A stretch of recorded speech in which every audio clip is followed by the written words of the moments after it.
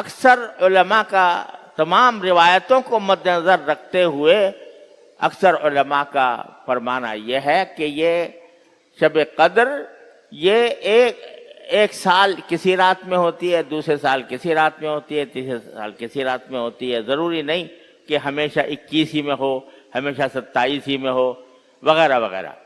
لہذا نتیجہ کیا نکلا کہ بھئی 1000 مہینے سے زیادہ کا ثواب حاصل کرنا ہے تو 5 راتیں جاگ لو. ایک رات نہیں، 5 راتیں. 21ویں رات، 23ویں رات، 25ویں رات، 27ویں رات اور 29ویں رات جاگ کے کیا کرو؟ جلسہ، دعوت، دیگے پکوانا،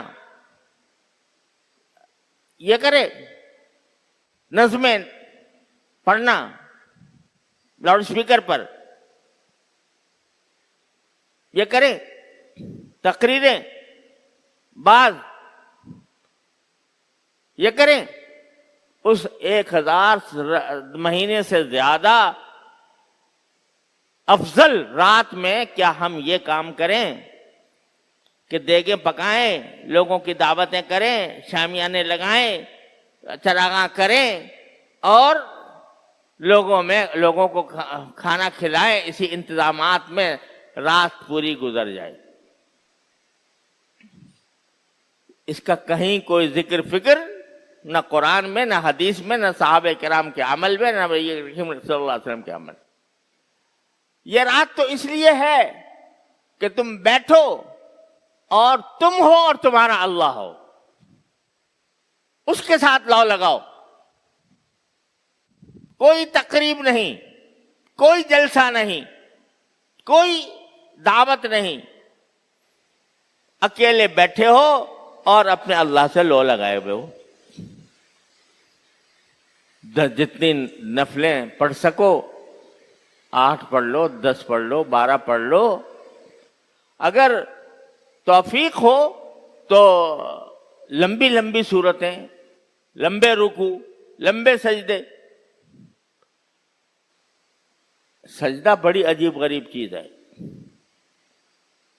سجدہ ایسی چیز ہے کہ انسان اپنے اللہ سے کسی وقت اتنا زیادہ قریب نہیں ہوتا جتنا سجدے میں ہوتا ہے. یہ رسول کریم صلی اللہ علیہ وسلم فرماتے ہیں اللہ تعالیٰ کا قرب حاصل کرنے کا بہترین وقت سجدہ ہے. اور سجدے کے اندر جو دعائیں کی جاتی ہیں وہ اللہ تعالیٰ کے پاس براہ راست پہنچتے ہیں. حضرت بدوس صاحب رحمۃ اللہ فرماتے ہیں اگر سجدے میں سر رکھ دوں زمین کو آسماں کر دوں. تو سجدے میں اللہ تعالیٰ کا قرب حاصل ہوتا ہے. اس کی کثرت کرو گے. ارے اگر کچھ پڑھنا نہیں آ رہا، کوئی دعا بھی نہیں آ رہی، سبحان ربی الاعلی ہی چلو پڑھتے رہو، وہ بھی نہ پڑھو.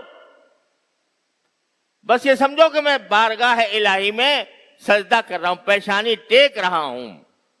اس بارگاہ میں ٹیک رہا ہوں کہ جس بارگاہ سے بڑی بارگاہ کوئی ہے نہیں.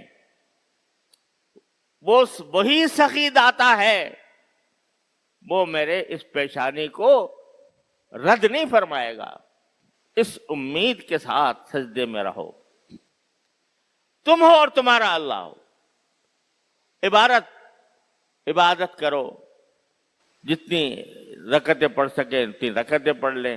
جتنی اگر نہیں پڑھ سکتے ویسے ہی تلاوت کر لیں قرآن کریم کی. اور پھر دعائیں مانگے. دعا بذات خود عبادت ہے.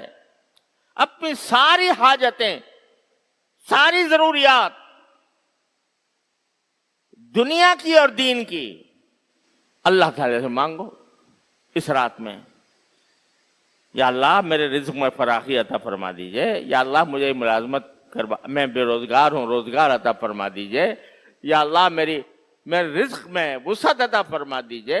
یا اللہ مجھے صحت عطا فرما دیجئے، میرے گھر والوں کو صحت عطا فرما دیجئے.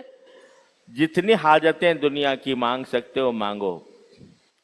دنیا کی حاجت مانگنا بھی ثواب.